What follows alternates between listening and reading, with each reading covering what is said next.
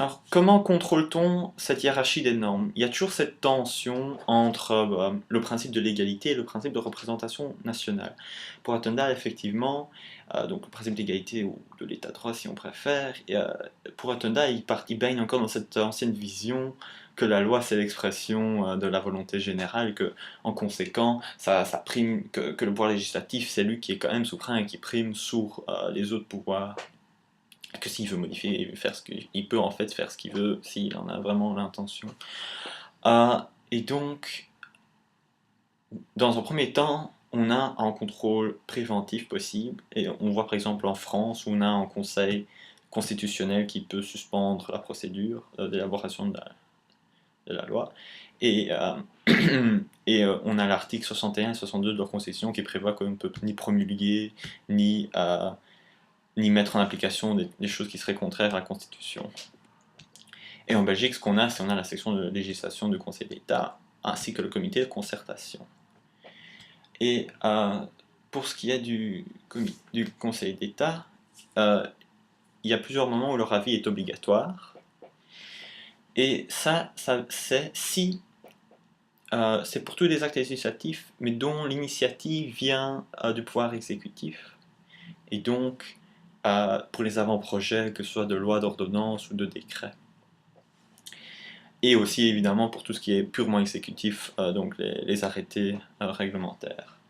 Et dans ce cas, l'avis est obligatoire, mais on peut demander l'urgence. Cependant, l'urgence, elle doit être spécialement motivée.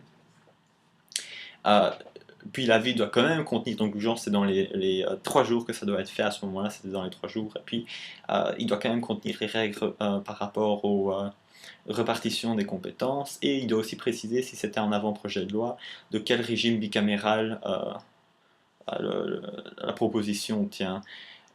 Et par contre, il ne peut pas y avoir d'urgence pour les arrêtés de pouvoirs spéciaux. Donc les arrêtés de pouvoirs spéciaux, ce sont dans certaines matières, on donne une compétence enfin le législateur délègue dans certaines matières pour une certaine durée à l'exécutif, et dans ce cas, celui-ci peut abroger, compléter, modifier, remplacer la loi, mais ça continue à avoir une forme, une force réglementaire, et donc à subir tous les contrôles réglementaires. Et ça peut avoir une formalité à la fin, avoir besoin d'une ratification du Parlement, enfin, ou de l'Assemblée législative compétente. Et oui, et donc mais cette urgence, il y a un véritable contrôle de la section du contentieux administratif du Conseil d'État de l'urgence, et donc elle regarde et dans les faits et dans le droit si c'était motivé de manière adéquate, et si l'urgence n'est pas démentie par les faits, à les circonstances. Et donc on a comme ça un arrêt en 2008 par rapport à des médecins, où il y avait simplement rajouté dans la disposition, dans l'explication de cette urgence, que ne pouvait pas admettre de délai, la norme sans plus. Et donc évidemment ça n'était pas motivé, et ils ont annulé, simplement ils ont rejeté. Et puis il y a avec aussi et puis par rapport aux faits, et donc de nouveau avec des médecins, là c'était par rapport que ça avait été publié, quelqu'un avait demandé l'urgence, il avait bien motivé, mais il avait publié 2 mois plus tard. Et alors évidemment on voit que du moins l'urgence n'est pas respectée, et donc ils ont aussi refusé. Et on a encore une histoire avec des ASBL de santé de Bruxelles, où là ce qu'on faisait c'était que ils avaient seulement voté 1 mois plus tard, donc c'était une histoire ça, que c'était pas visiblement pas tellement urgent que ça. Et puis quand est-ce que doit intervenir cette autorisation du Conseil d'État? Enfin, cet avis du Conseil d'État, la Cour de cassation a précisé en son arrêt de Bled contre ordre des médecins qu'elle pouvait intervenir avant ou après le délibéré dans le sein du Conseil des ministres.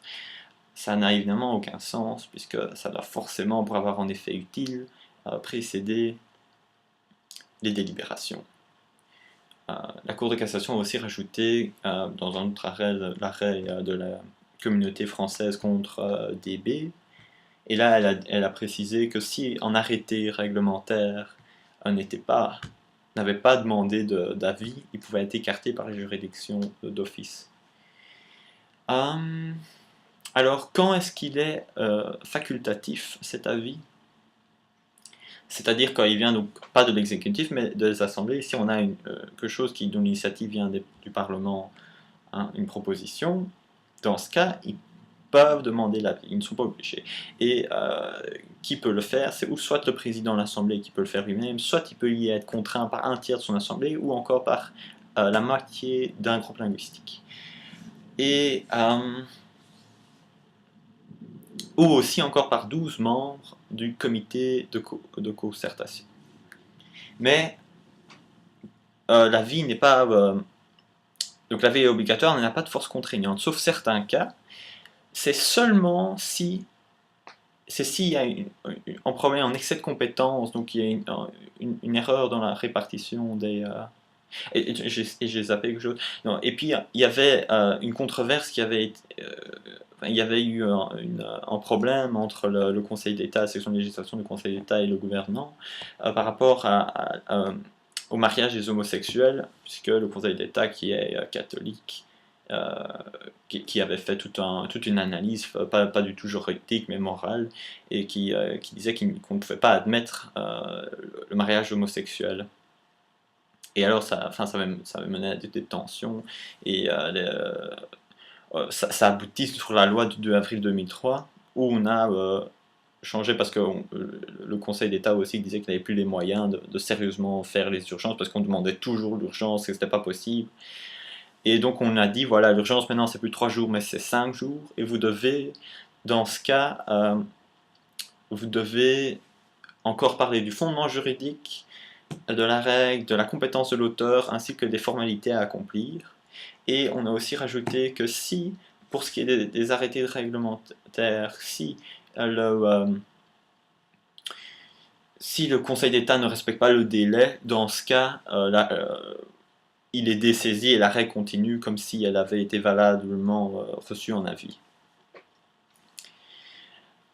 Et donc, quand est-ce qu'il y a cette force, quand est-ce qu'il a une force contraignante? C'est quand il y a une règle de répartition des compétences qui n'est pas respectée, mais pas dans tous les cas, seulement si l'avis était lui-même obligatoire. Donc, seulement si, enfin, en d'autres termes, si par exemple, une assemblée demanderait volontairement l'intervention la saisie de section de législation du Conseil d'État et que celui-ci remarque une faute dans la répartition des compétences, il ne peut pas l'envoyer au comité de concertation, seulement si ça vient de l'exécutif.